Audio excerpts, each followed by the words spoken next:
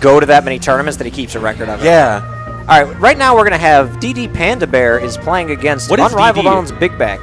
I don't know what DD is. Not even sure if I'm allowed to say that on stream. It's his own little branding thing. Okay, I will tell you later, just for the sake of esports. Fair enough. In the meantime, I'll say Dungeons and Dragons PandaBair. Oh, does it? Does it? Because that used to stand for something completely different. Okay, Digital thank Drive. you. I'm glad to know that he actually made it real. Okay, so yeah, Digital Drive, not Dungeons and Dragons or something non-esports. Against Unrivaled Tournament's own Big Mac, Who has been rolling. He's a very good player. He is one of those guys who he'll start slow, but he learns at such a high curve and grinds the game in his own time just the right way. And he'll just continue to climb and climb. Don't be surprised if one day we look up and Big Mac is #1 in Chicago. Yeah, and the other thing is not only does Big Mac learn via long term, but he learns short term really well too. Like he will pick up an opponent's habits in like a nanosecond. Like if you do one thing too much, then if you do it one more time after that, Big Mac's like, yeah, now you're dead. I want to take a moment and point out that this is already a great run for PandaBair with how many good players are at this weekly to be in winners semis and guaranteed a spot in the top 5. I mean, he went through Pow Pow, and that was a really good set there. After that, not sure who he beat, but now the fact that he's on the cusp of winners finals, I mean, he was really upset about not making it onto the Midwest PR, which is being unveiled day by ETC. And so, clearly a fire had ignited within him for this. That's good. I'm actually glad to see that the Midwest PR is bringing out some motivation in some people. Shout-outs to all the people who helped me and Joe out with that, including yourself. I did my best. So we are now in a situation where Big Mac has kind of had the stage control for the majority of the game, but that's generally the way the Villager matchup goes. You hide away a lot, and you just kind of got to pick your moments, especially against a character as light as Sheik. Villager is very content to either play on the side of the stage and just throw out his many various projectiles.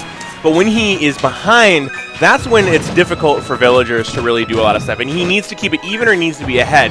Now with Big Mac having a pretty darn big lead, it's going to be difficult for PandaBair to try and bring this back. He's going to have to get something like a bowling ball kill off stage, maybe a tree sprout, something like that. Some big momentum-changing move to try and bring this back.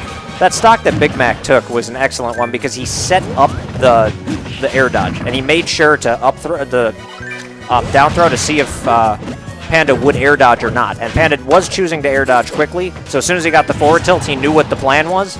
Good stuff from Big Mac, just showing excellent Sheik knowledge. And he goes for it again, and the air dodge almost working, but not quite close enough. Yeah. Good DI from Panda. One thing I have noticed also, too, that Big Mac, because Big Mac was in here watching the Pow Pow Panda set, is that when Panda throws out these Lloyd rockets, we saw it at least twice before, he's running in either dash attacked or grabbed, immediately. He has a really good read on what Panda's trying to do in neutral, and that is throw these Lloyds. And so, if he can keep reading them like that, it's going to be a short set.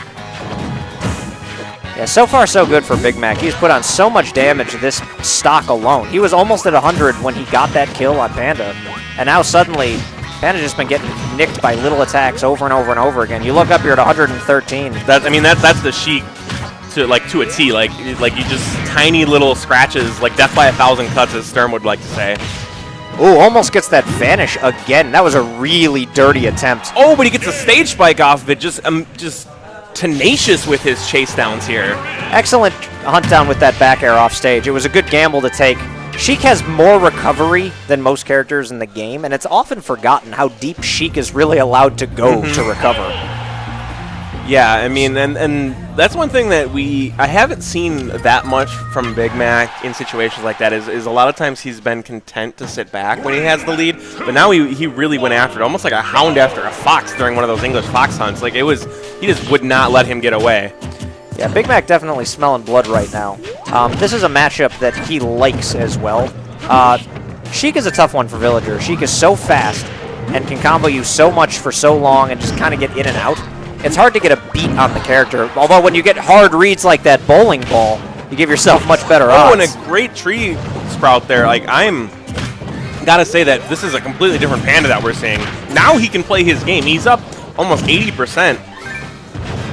Panda has done excellent work with his labbing lately, and all of the stuff he's learned about the tree, knowing when to utilize it, knowing how to water it, knowing how to really protect the ledge so that you can't get up. He knows just about everything there is to know about. And that Villager. right there, that was another great one. He threw the lumber down to force Big Mac to get up off the ledge so it wouldn't stage spike him. And then as soon as he did the get up option, he reacted to it and was able to get it. Gets him again with the tree. I got to tell you, for Panda, especially the way he's playing this game and the way he's been playing for a while, he's pretty much coming now. Oh, and a shield break. Oh, my God. He gets the and shield break. Taunt. He knows he can't do a whole lot, so. You do the most you can, which is a 20%er. Good shield break, though, with the tree. I mean, always good to style a little. He may have been able to do maybe like some sort of footstool shenanigan. I've seen a couple of things from MJG where he's able to do that, but I mean, when you are dominating the way PandaBair has dominated this game too, there's no reason to try and go for anything. Just take that guaranteed 20%. Yeah, it was definitely good for Big Mac, though, that Panda taunted, because Big Mac is the kind of guy who will get the fire lit under him. It's like, oh, you're going to taunt me? I'm going to come at the throat. And he's been playing a lot better since that happened. He gets a little bit like Super Saiyan Rage, like something bad happens. The hardest read again. Yeah, I mean, in Game 1, Big Mac's mobility really spelled doom for Panda. And in this one, all he did was he got the lead, and then every option that he put out did Panda just reduced the ability for Big Mac to use that mobility for his own benefit. Yeah, MJG is pretty much known as the best villager in the Midwest. I think that's just a thing. That's consensus. PandaBair's coming for him. Yeah. He has been really climbing the ladder in a hurry, especially lately. With he's been slaying all these really big players in Illinois, which is a great start. I mean, and not just in Illinois, like, it wasn't like a full, like, knockout victory, but he did win Game 1 against Trella, and Trella feeling poorly, like, dropped out after that. But, I mean, that's a win. Hey, you won the set. Yeah. I have a win against Trella is a win against Trella. That's very notable. Yeah, not to take anything away from him. When you beat someone and then they drop out because you beat them, yeah, that's a win. Yeah.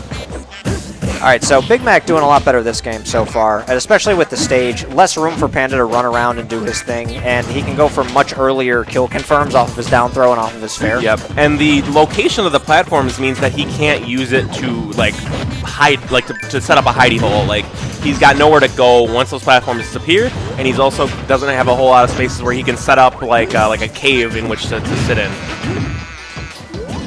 All right. Panda doing the best he can to try to set up a wall of projectiles, but Big Mac has seen through it every time. Dash attack going the wrong way. Panda has been using the neutral air very well, but Big Mac getting his grabs in, getting those needles through. Excellent grab right there to just keep the percentage on and keep Panda on his toes the entire game. I think that's actually a really underrated move for Villager. I think his Nair is an extremely powerful tool. It comes out very, very quickly. It's just sort of, a fast move. He doesn't have to worry about a lot of landing lag on it. And it comes out just extremely, extremely fast. Like, that's the biggest thing about it. 4? Yeah, and Four so or five? he can It's just real short. good. It's kind of like almost like Mewtwo's Fair, like in the utility of it. You just short hop and just throw it out, and anybody that's trying to approach too much just gets blown back. Panda getting there. He's been evading a lot of Big Mac's kill opportunities, and he's been slowly racking up a little damage. Wow, Although that runs right, but it doesn't kill him. Wow, great DI from Panda there.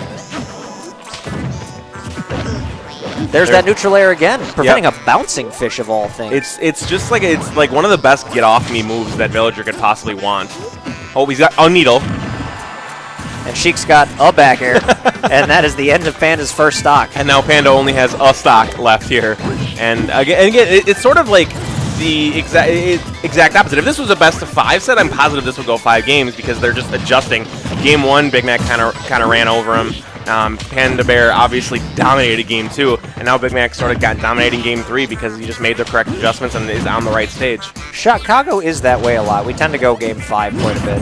Although Big Mac is popping off a lot this stock. He has come right at Villager's throat. I think it's got to be that fire, like you mentioned, like, that just got lit under him. Oh! Like, after PandaBair did all those taunts, Big Mac just was like, all right, like, I may not be able to pull this out, but things are not going to end well for you.